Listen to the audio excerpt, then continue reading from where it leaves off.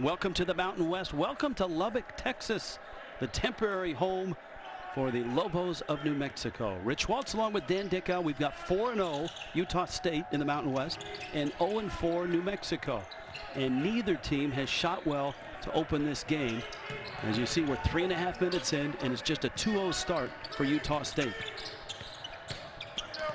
Mias Keita, with two hands. The ability to put the ball on the deck, something I haven't seen from Keita in his career. That was impressive. The question for New Mexico, can they keep Utah State from a fast start? Because that's what the Aggies used to sweep Air Force in their last 2 games. Jumper straight on from Rod Brown, the Wichita State transfer. This is Anthony, the Virginia transfer, and it's sent back. And in transition, Keith McGee, and New Mexico's going to get free throws. When we get back, New Mexico goes to the line. For those of you watching on CBSSports.com, our streaming coverage will conclude after the commercial break, but we'll continue on CBS Sports Network.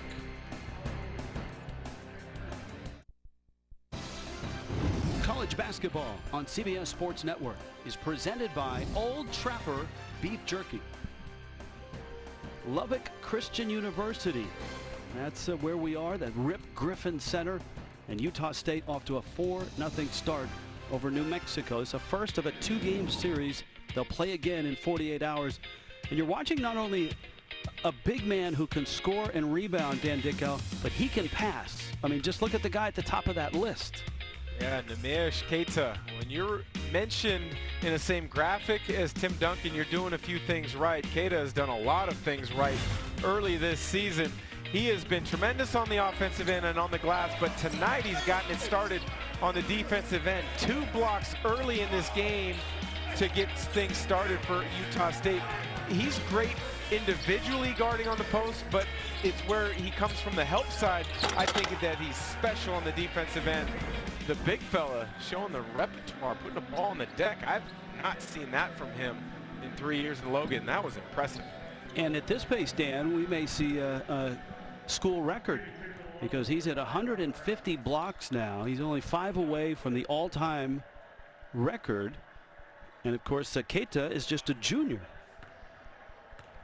New Mexico with an opportunity for their first points.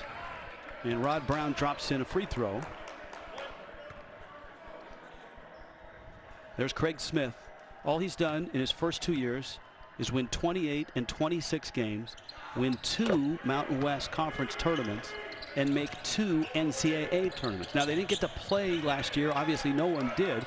But winning that tournament meant they were an automatic entry into the NCAA. I think Craig Smith is a tremendous coach. He's not necessarily known nationally, but it's only a matter of time. I'm sure the people in Logan hope he's going to be there for a while and continue to build this program. Keita fouled on the low blocks. Paul Weir in his 4th year at New Mexico. In his first year, they got to the championship game of the tournament and lost to San Diego State. Last year, they won 19 games, but they finished poorly in conference. They lost 10 of their last 13 conference games to go 7-11 in the Mountain West. And it's almost an entirely new roster for him, Dan. You've got 1 or 2 guys that have played, and a lot of freshmen and a lot of transfers, not only from junior college but from other universities.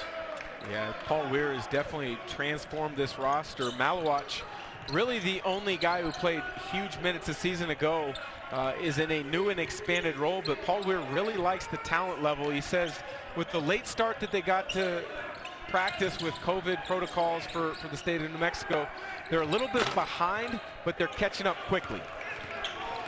Valdir Manuel off the bench, misses a 3. 4-2 start, slow start here. 5 minutes in. Bean, a 15-footer, and he drills it. Justin Bean last year was a double-double machine. He had 16 of them, and he's off to a good start. It's a more balanced team without Sam Merrill. There's a lot more balance, and that's a 3, and that's Jeremiah Francis, who was just 2 for 21 from distance before that one. North Carolina transfer. They're really hoping in Albuquerque that he's going to get things going. Bean. This is Wooster. Shot fake, Anthony, and he never got over the rim. Transition opportunity, McGee hits the three. And Keith McGee and New Mexico showing signs of life with an 8-6 lead. Well, you've got to find him in transition. Probably their only guy who has a green light to shoot a transition three. He's a great athlete, gets out on the break, that time knocks it down. That's Wooster, the freshman, and he misses a three. Now look, Utah State's 4-0 and New Mexico's 0-4, but these two teams, when they've played over the last couple of years, they have been tight games. We had the game in the Mountain West tournament. You and I had that game. That was a 5-point game. They played a 2-point game last year. And since they've been in the Mountain West, it's a 500 series. Keita has his third block. And Wooster carried it. You want to generate your offense from defense, and one way is protect the rim. Big time block from New Mexico. Get out in transition, spot up on the wing, knock it down. New Mexico coming to life. 8-6. A 2-point lead. You can see Keita has all three of Utah State's blocks. Same spot, same result. That's McGee. A little pick and pop. And when he gets hot, he can put up double figures in a hurry. Yeah, 4 made threes against Boise State earlier this year, but Anthony goes under the screen. Good recognition by McGee. Stop behind it and let it fly. And all of a sudden, Utah State on their heels. This is Bairstow, and he's fouled. That was Emmanuel Quach, and Sean Bairstow will go to the free throw line. Craig Smith has gone to his bench. Bairstow is in, and Stephen Ashworth, a 6'1" freshman, into the ball game as well. The bench has been good for the Aggies so far this year. Bairstow, Ashworth, Anderson, Dorius, they've all given Craig Smith quality minutes.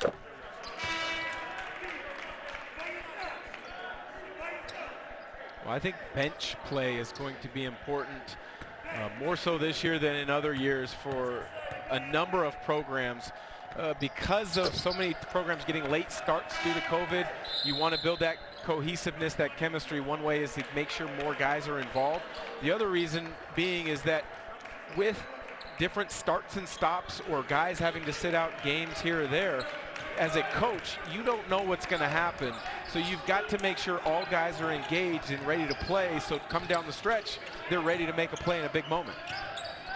All right, McGee has checked out. Back into the ball game is Isaiah Marin. Tall point guard drives, but can't finish. And Dorius, who's in for Utah State, tips it loose. Also, Alfonso Anderson has checked in. This is Anderson. He had some big moments last year. And a whistle inside. And it's going to be a foul on New Mexico. I believe it's Emmanuel Quach.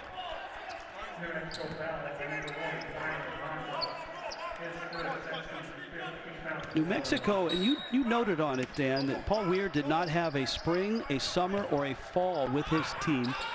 With all the COVID issues, especially in New Mexico, they did not have a chance to work out. Their first practice was November 20th, and then all of a sudden they were playing games. And when you've got a freshman and heavy transfer team, that is not easy. And it's shown with their record so far in conference games. Not at all. You're trying to build chemistry amongst each other off the court, on the court, as well as get up to speed with the philosophy of the staff. Anderson, a big three. See if that gets him on track for Utah State. Ball starting to drop right now. Neither team hit a field goal in the first 2 minutes. Marin and Quach out high. This is Malawach. Dumps it down, and that's nice. Great pass. Matos is fouled as he gets to the rim. 11-11 in the Mountain West. Utah State and New Mexico.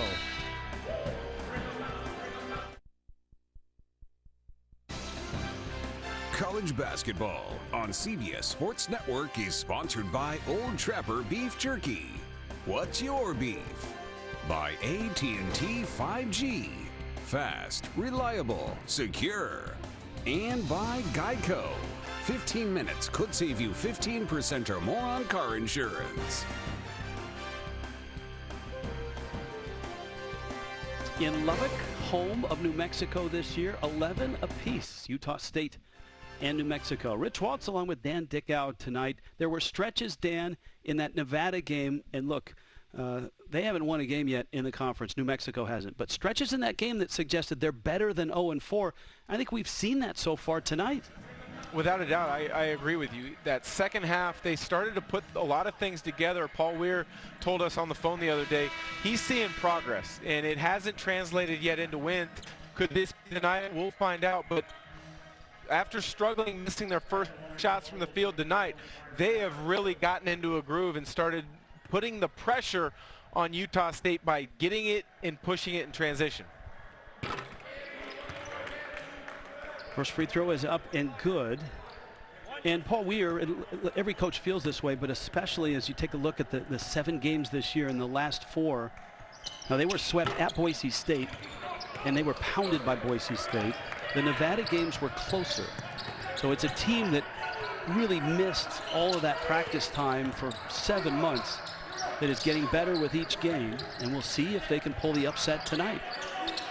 Well, I think those numbers aren't necessarily fair either, because the first 3 opponents weren't great, as Anderson picks up the loose ball and knocks it in off the glass, but played a couple non-Division I teams in those first 3 games. You get to Mountain West Conference play, things become a lot more difficult because of talent level, but also, as we've already mentioned, a fact that you know each other so well.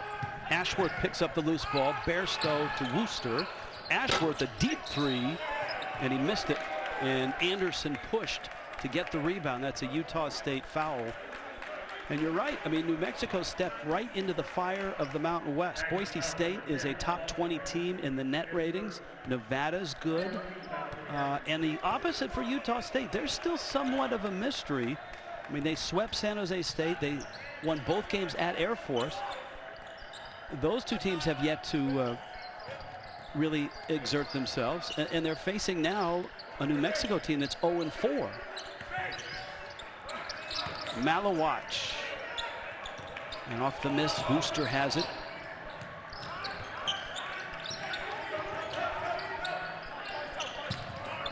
New Mexico will pressure you from baseline to baseline. Bairstow misses the 3.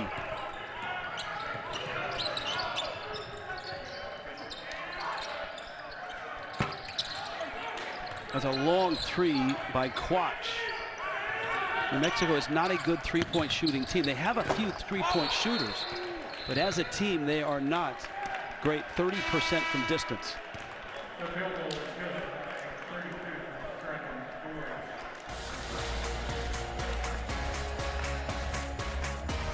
Mountain West doubleheader tomorrow. Boy, wasn't Colorado State super against San Diego State? They've got UNLV, and Nevada as San Diego State, who bounced back and bounced Colorado State in game 2 of that series. That's tomorrow here on CBS Sports Network. Starts at 8 Eastern. Yeah, that's the beautiful thing of calling college basketball games this year, is you could call a game on the East Coast and then call a game 2,000 miles away the very next day, because we're able to call them from home. It makes things difficult because we can't see shoot-arounds and pick up nuances during pre-game warm-ups and different things, but at the same time, you know, you've got to feel for these players playing in front of no fans. They're giving it their all. Well, of course, New Mexico has been literally in a bubble in Lubbock the whole year. They have not been able to go back to campus except for 2 days around Christmas. And they're back in that bubble now. Keita's back in the ball game now, and in some trouble on the sideline. Bean, Anthony kicks. Miller loves to shoot the 3, and boy, is he having a terrific year. Well, when you're a shooter and the defense is closing at you, just a little head and shoulder fake like Miller right there, is going to get the defense to fly by. Gives you the space that you need. Miller, a great example of that. Utah State has erased the New Mexico lead and has now stretched their lead to 6. Malawatch. Keita has his 4th block of the ball game, and he has the loose ball. Great timing does Keita have. He has such instincts as a shot blocker. Some things you just can't teach. That's one of them. And he is a terrific passer. We touched on that. Look at Keita. Missed the tip.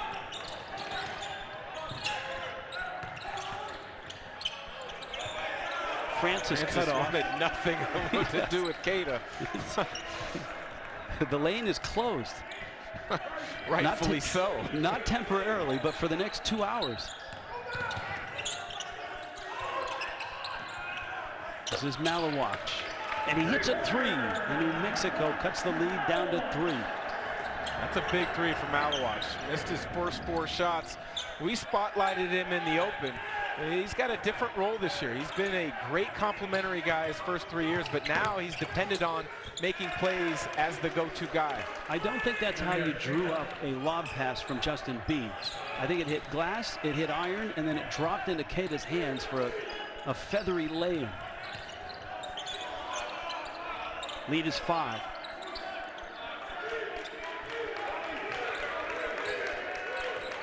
You know, the Lobos wanted to pound the ball in low. That's a game plan. But right now, with Keita down low, that's not happening. And a turnover. Neemias Keita, he is one of the best, if not the best, shot blocker in all the land. He has come to play on that end. 4 blocks early in the first half.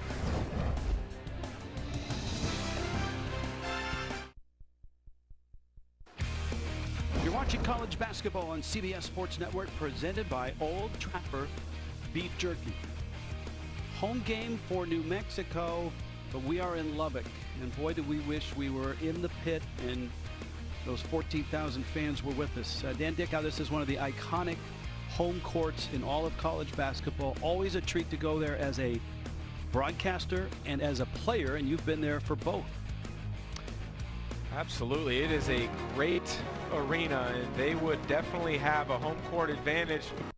They're making the best of the situation at hand. Yeah, I mean, you take a look at where they have to go.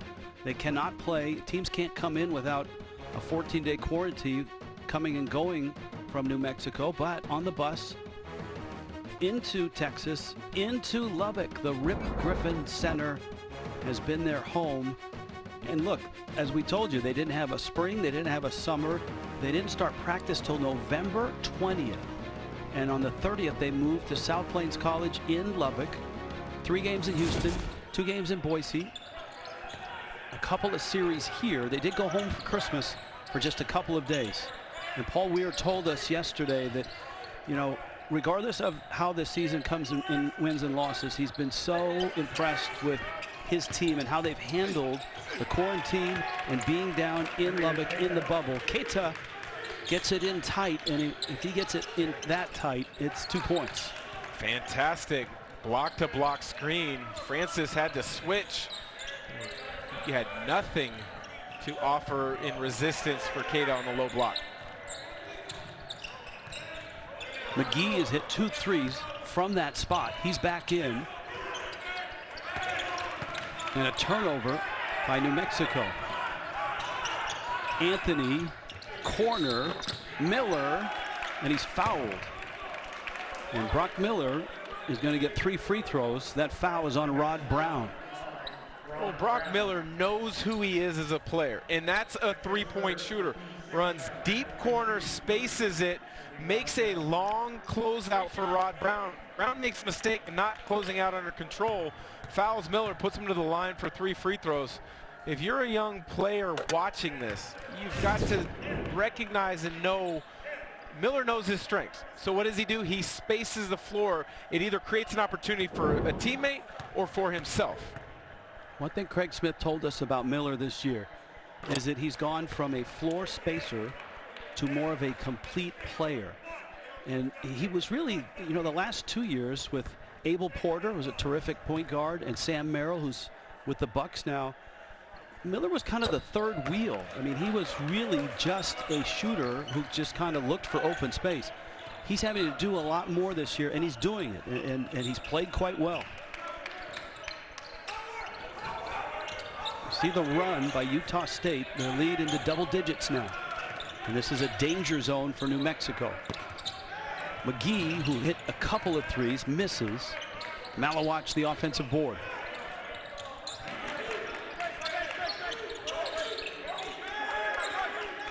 Manuel, baseline jumper.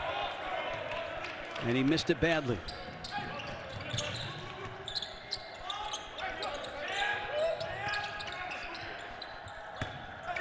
Keita, who has a terrific assist-to-turnover ratio with a good entry pass. Wooster hits the jumper. Raleigh Wooster, the freshman out of Missoula, Montana. Opportunistic was Wooster there as a point guard.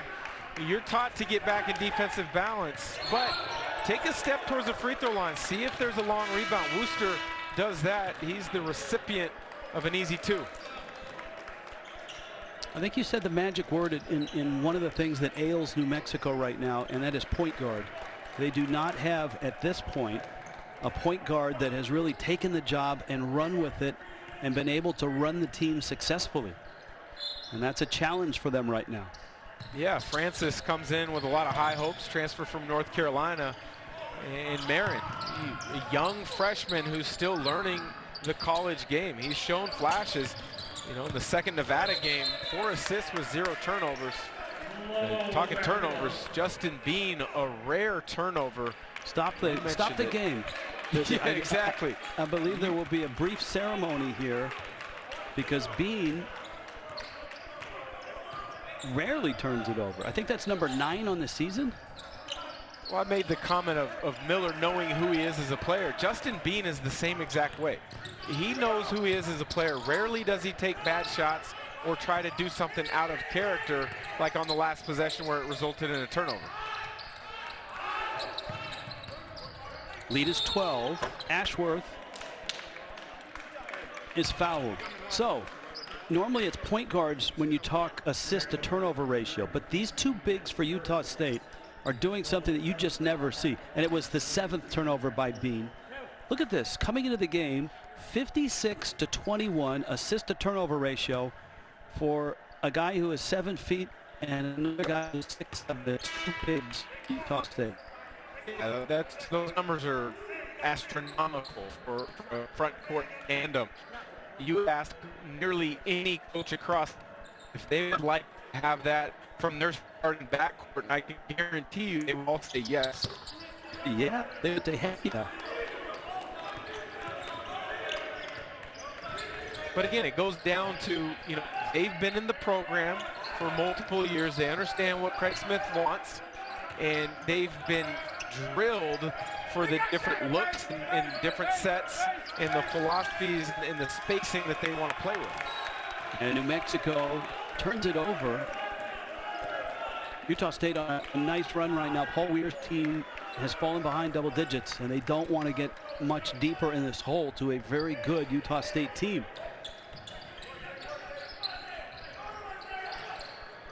Well, Utah State, I talked about some of the things they do on the offensive end, but defensively, they've got a unique adjustment. They're doubling from the baseline side. It's something you don't see a lot. Dorius, and his shot was blocked. Looked like Byron Matos got a hand on it. Quach kicks. This is Singleton. And shooting has been miserable tonight for New Mexico. They're now 4 of 22 from the field. Miller, you can't leave him open. He does miss the 3. Marin has the rebound.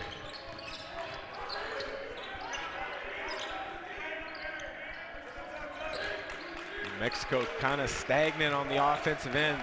A lot of post-ups, but not a lot of movement away from the basketball or in the strong side action. That's another turnover for New Mexico. That's 10 in the first half. And a floater by Marco Anthony. You know, the thing I like the most about Anthony now watching him extended minutes is he plays at his own pace. He doesn't get sped up. He's a lefty who can go right, but he's always going to get back to that left hand whenever he can, but nothing speeds him up. 4 of 22 is New Mexico. 11 of 24 from the field is Utah State. Nice entry and the dump down finish by Saquon Singleton, the junior, out of the Bronx. I gave Anthony some credit on the offensive end for being patient. Well, that time he got impatient defensively, got caught gambling, gives up 2. Big run by Utah State, and right now a 14-point lead.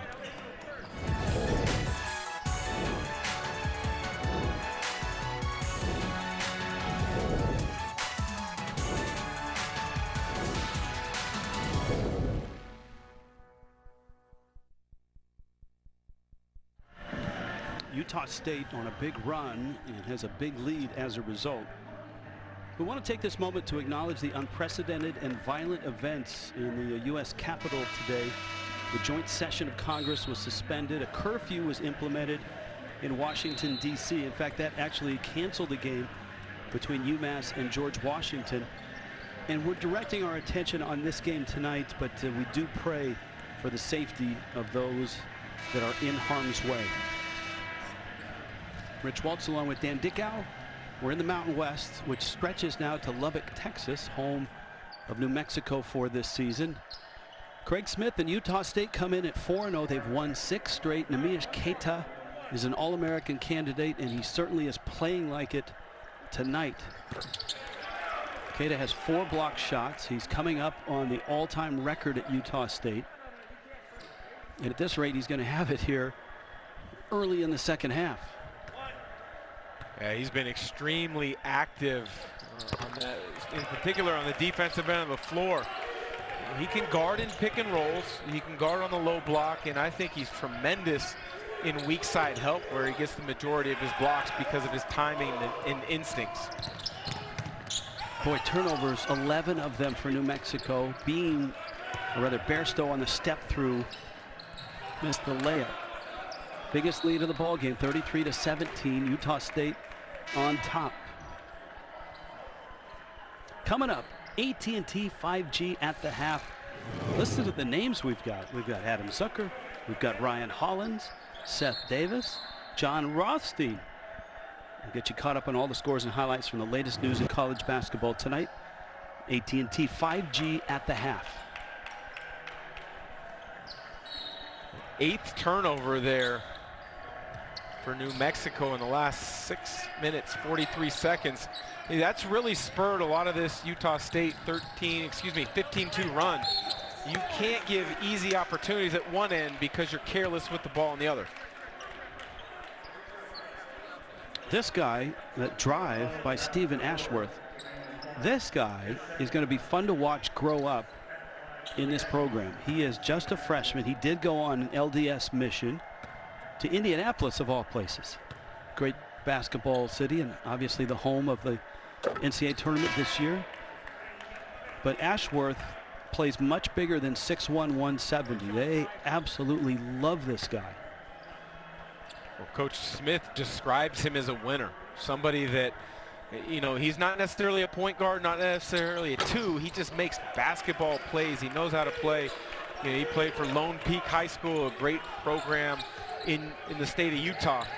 They are a program that will play a national schedule when they're allowed to. And they've had a lot of tremendous players from that program over the years. That is the 6A level in Utah, and he was the MVP, the player of the year in 6A before he went on that mission.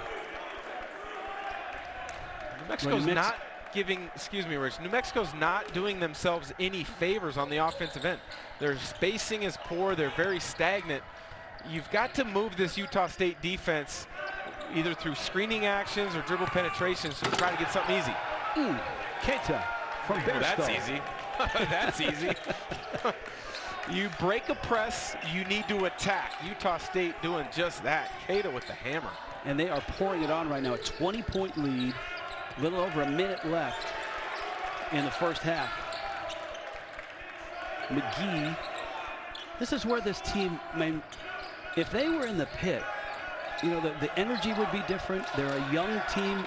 Even the transfers haven't played a lot in the program. Clock runs down and a push. McGee on the drive. How much, now look, you played in some great home court environments at the University of Washington and then at Gonzaga. For a young team like this with the Lobos, what's it worth to them to be playing their home games at the Pit in terms of wins, losses, points, and all? Well, it would mean a lot right now. You know, you would have the great fan base, the crowd of the Pit, when you get in a tough spot, kind of lift you up and provide your energy. Pretty much every college game this year, your bench and staff is responsible for the energy. And it's been interesting to watch different programs across the country, which benches are cohesive and tight-knit in providing that and which ones aren't. Yeah, how many coaches have we heard already, Dan, tell us you got to create your own energy in this environment? And you know, the other thing about it is road wins, I know they're still valued, even in the net rankings, which are kind of parallel the selection committee for the NCAA tournament, and the first ones just came out this week.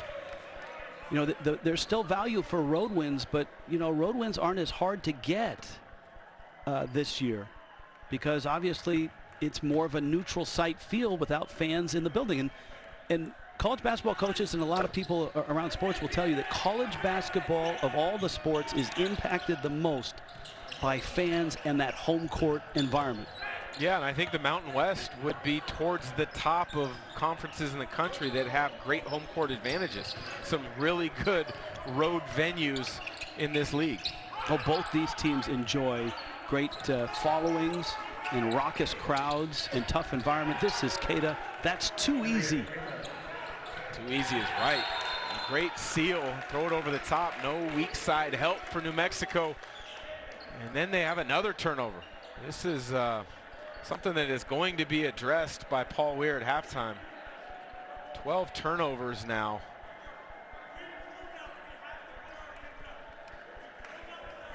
Keita now with 10 points. He is 5 of 6 from the field. He has just 1 rebound. And we have him with 4 blocks. The stats folks right now with 3. That's always a good video review. The assistant coaches will take a look, and if they miss a block, miss an assist, you usually get that in the mail like a week later. Clock running down, 10 seconds left in the half, and Utah State in tight. Anthony scoring again, 41-18.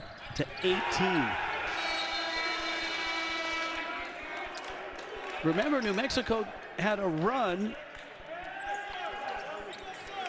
and had a lead, and it was short-lived.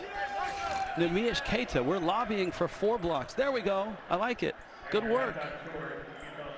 And great work by Utah State, 41-18. Impressive stuff from a team that's looking to go 5-0 in the Mountain West. Count the blocks, count the dunks. Coming up, AT&T 5G at the half, and that's after these messages.